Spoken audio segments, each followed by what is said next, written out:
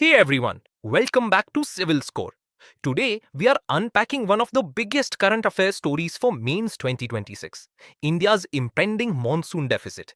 The India Meteorological Department has lowered its forecast, and the country may be staring at its weakest monsoon season in 11 years. Now, this is not just a weather story, it is a chain reaction that touches our farms, our food prices, our power grid, and even rural migration. By the end of this video, you will understand the full picture, the science behind it, the economic damage it can cause, and exactly what the government must do. Let us begin. Let us start with the headline number.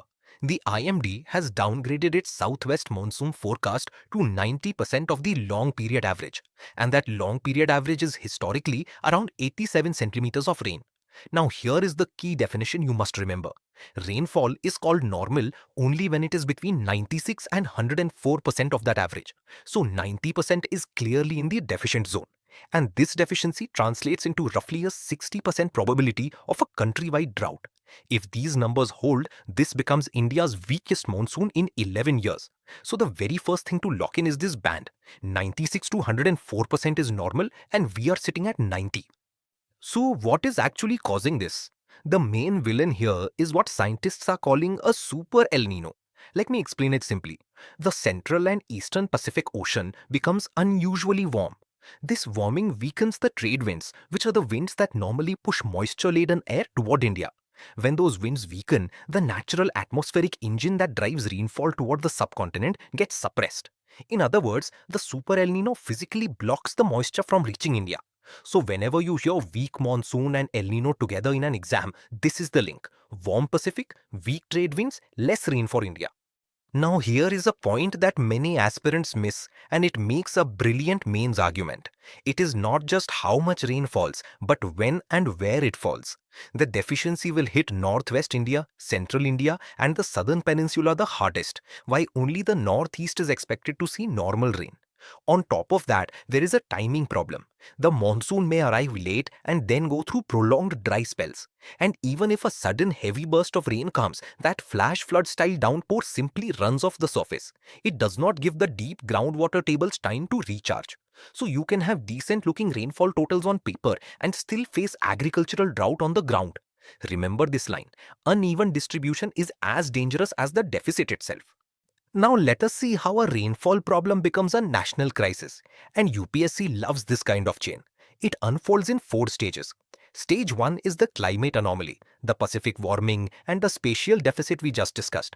Stage 2 is crop stress, where the Kharif harvest contracts. Stage 3 is the economic shock, with rising inflation and crushed rural demand. And stage 4 is social distress, with farmer debt and distress migration to the cities. So keep this 4-word ladder ready. Anomaly, crop stress, economic shock, social distress. Each stage feeds the next, and we will now walk through them one by one. Let us begin with stage 2, the threat to the Kharif harvest. The Kharif crops are our summer zone, monsoon-dependent crops, and this is exactly where the damage begins. The key water-reliant crops, rice, pulses, sugarcane, and oilseeds all face severe yield contractions when the rains fail. And because these crops sit at the base of the food and agricultural supply chain, when their yields fall, the entire chain gets destabilized from the ground up.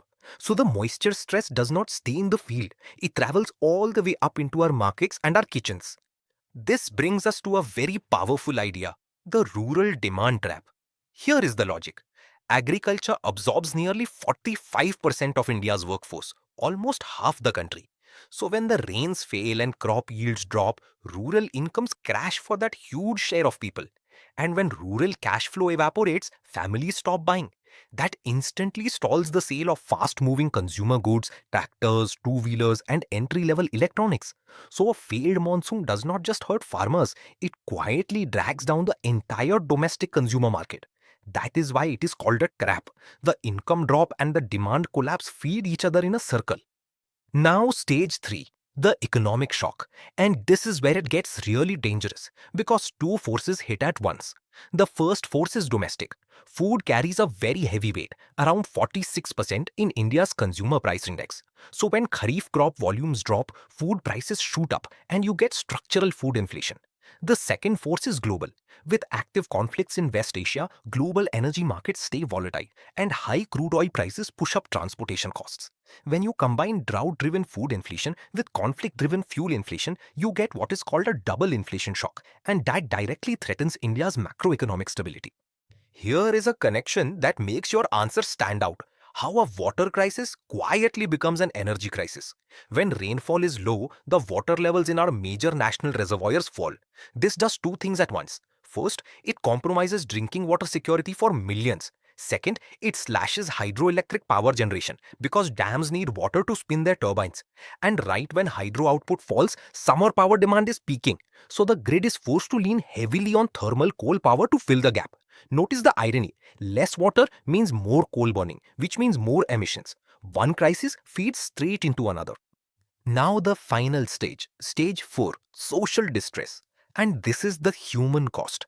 When agriculture fails year after year, debt piles up among small and marginal farmers, the ones with the least cushion to absorb a bad season. This mounting debt and isolation frequently push families into distress migration, where they are forced to leave their villages and move to urban industrial centers in search of work. But this floods the urban informal labor sector, over-allocating human resources into insecure, low-paid jobs. So the drought that started in a dry field ends as a crowded, struggling worker on a city construction site. That is how a climate event becomes a deep structural social problem. So, what is the way forward?